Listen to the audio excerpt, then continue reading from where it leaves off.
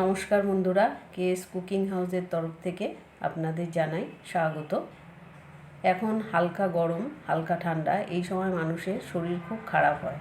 সেই জন্য শরীর ঠান্ডা রাখতে আজকে আমি বানাবো কাঁচা কুমড়ো আর সজনের ডাঁটা দিয়ে হালকা পাতলা মাছের একটি ঝোল।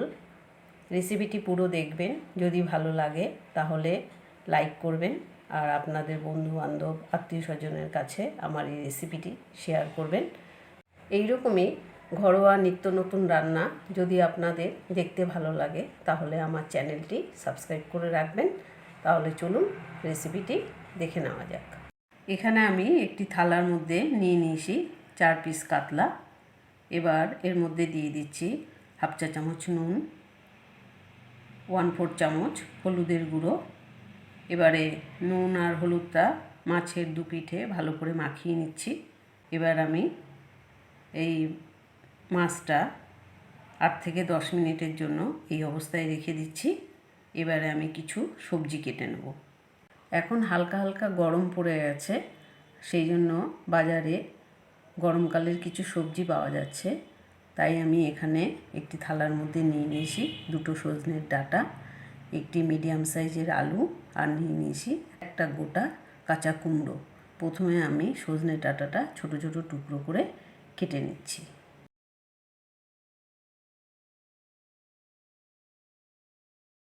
এখানে 2টো সজনের ডাঁটাই আমি ছোট ছোট টুকরো করে কেটে নিলাম। এবারে এই সজনের ডাঁটাগুলি এই থালার মধ্যে তুলে নিচ্ছি। এবার আমি আপনাদেরকে দেখিয়ে দিচ্ছি কাঁচা কুমড়ো কীরকম হয়। এই যে দেখুন, এরকম ধরনের হয়। আর এই কাঁচা কুমড়োগুলি এই সাইজেরই হয়, এর থেকে বড় হয় না। এবারে আমি এই কাঁচা কুমড়োটাকে অর্ধেক করে কেটে নিচ্ছি। এবার এই অর্ধেক অংশকে আবার অর্ধেক করে কেটে নিয়ে সেই অর্ধেক অংশকে আবার 4 টুকরো করে কেটে নিচ্ছি, কারণ যেহেতু এখানে আমি 4 পিস মাছ নিয়েছি সেই জন্য। এখানে আমি কুমড়োর খোসাটা বাদ দিলাম না, কারণ এই কুমড়োর খোসা শুদ্ধই তরকারিতে রান্না করতে হয়। এবারে 4 টুকরো কাটা হয়ে গেল। এই কুমড়ো 4 টুকরো আমি এই থালার মধ্যে নিয়ে নিচ্ছি। এবার আমি আপনাদেরকে আলুটা কেটে দেখিয়ে দিচ্ছি। এবারে এই আলুটাকে আবার লম্বায় অর্ধেক করে কেটে নিচ্ছি। আমি এখানে অর্ধেক আলু ব্যবহার করব, যেহেতু 4 পিস মাছ তাই আমি 4 টুকরো আলু নেব। এই যে দেখুন, এইভাবে আলুটা কেটে নিলাম আর এই অর্ধেক আলুটা রেখে দিলাম। তাহলে চলুন এবার রান্নাটা শুরু করি। গ্যাস ধরিয়ে কড়াই বসিয়ে নিয়েছি। এবার আমি মাছ ভাজার জন্য কড়াইতে দিয়ে দিচ্ছি 2 টেবিল চামচ সর্ষের তেল। এবার তেলটা ভালো করে গরম করে নিচ্ছি। তেল ভালো মতো গরম হয়ে গেছে আর তেলের মধ্যে দিয়ে দিচ্ছি 1/4 চামচ নুন। এবারে তেলটা কড়াইয়ের গায়ে ভালোভাবে মাখিয়ে নিচ্ছি, যাতে মাছ ভাজার সময় মাছ কড়াইতে না লেগে যায়। এখন আমি গ্যাসের ফ্লেমটা মিডিয়াম টু লো অবস্থায় করে দিচ্ছি। এবার এই তেলের মধ্যে দিয়ে দিচ্ছি 2 টুকরো মাছ। এখন আমি এই মাছগুলি 2 থেকে 3 মিনিটের জন্য হালকা করে একটু ভেজে নিচ্ছি। এবারে আমি মাছের এক পিঠ উল্টে দিচ্ছি। এই যে দেখুন, এক পিঠ ভাজা হয়ে গেছে। এবার অপর পিঠগুলিও আমি 2-3 মিনিটের জন্য এইরকম হালকা করে ভেজে নিচ্ছি। মাছের পিসগুলির অপর পিঠও হালকা করে ভাজা হয়ে গেছে। এই যে দেখুন, এবারে আমি এই ভাজা মাছের পিসগুলি একটি পাত্রে তুলে নিচ্ছি। আর যে 2 পিস মাছ আছে, এবারে এই 2 পিস মাছ এই তেলের মধ্যে দিয়ে দিচ্ছি আর 2-3 মিনিটের মতো এইরকম 2 পিঠ হালকা করে ভেজে নিচ্ছি। বাকি 2 পিস মাছ ভাজা হয়ে গেল, 2 পিঠই ভেজে নিলাম। এবারে আমি এই পাত্রে তুলে নিচ্ছি। এই মাছ ভাজা তেলের মধ্যে দিয়ে দিচ্ছি একটি ছোট্ট শুকনো লঙ্কা, মাঝখান থেকে একটু চিড়ে দিয়েছি, এটা তেলের মধ্যে দিয়ে দিলাম। দিয়ে দিচ্ছি হাফ চা চামচ গোটা জিরে। এবারে কয়েক সেকেন্ডের মতো হালকা করে একটু ভেজে নিচ্ছি। এবার এর মধ্যে দিয়ে দেবো যে সবজিগুলি কেটেছিলাম, সেগুলি আমি ভালো করে ধুয়ে নিয়েছি। এবার এই সবজিগুলি এর মধ্যে দিয়ে দিলাম। দিয়ে দিচ্ছি একটি মিডিয়াম সাইজের টমেটো কুচি, হাফ চা চামচ আদা বাটা, 1 চা চামচ জিরের গুঁড়ো, 1 চা চামচ ধনের গুঁড়ো, হাফ চা চামচ হলুদ গুঁড়ো, 1/4 চামচ কাশ্মীরি লঙ্কার গুঁড়ো আর দিয়ে দিচ্ছি 2 টেবিল চামচ জল। এবার সব কিছু ভালোভাবে মিশিয়ে নিচ্ছি। এখানে আমি এখন নুন ব্যবহার করলাম না, এই কারণেই যে কুমড়োটা গলে যাবে সেই জন্য। এবারে আমি ঢাকা দিয়ে গ্যাসের ফ্লেমটা মিডিয়াম টু লো অবস্থায় রেখে 4 থেকে 5 মিনিটের জন্য সবজির সাথে মশলাটা ভালো করে কষিয়ে নিচ্ছি। 4-5 মিনিট হয়ে গেছে।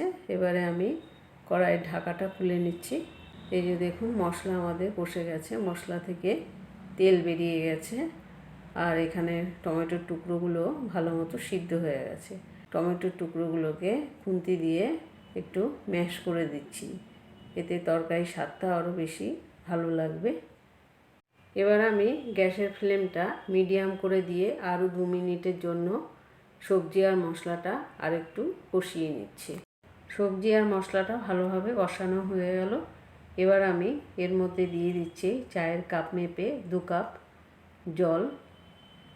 এই জলটা সবজির সাথে ভালোভাবে মিশিয়ে নিচ্ছি। জলটা ভালোভাবে সবজির সাথে মেশানো হয়ে গেল। এখন আমি এর মধ্যে দিয়ে দিচ্ছি 1 চা চামচ নুন। এখন আমি গ্যাসের ফ্লেমটা ফুল বাড়িয়ে দিচ্ছি। দিয়ে দিচ্ছি আগে থেকে ভেজে রাখা মাছের পিসগুলি।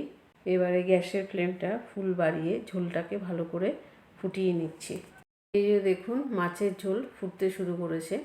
এবার আমি ঢাকা দিয়ে 5 থেকে 6 মিনিটের জন্য মিডিয়াম টু লো ফ্লেমে মাছের ঝোলটা রান্না করে নিচ্ছি। 5-6 মিনিট হয়ে গেছে। এবারে আমি কড়াইয়ের ঢাকাটা খুলে নিচ্ছি। এই যে দেখুন আমাদের মাছের ঝোল প্রায় তৈরি হয়ে গেছে। এবারে আমি দেখে নেব যে কুমড়োটা সিদ্ধ হয়েছে কিনা।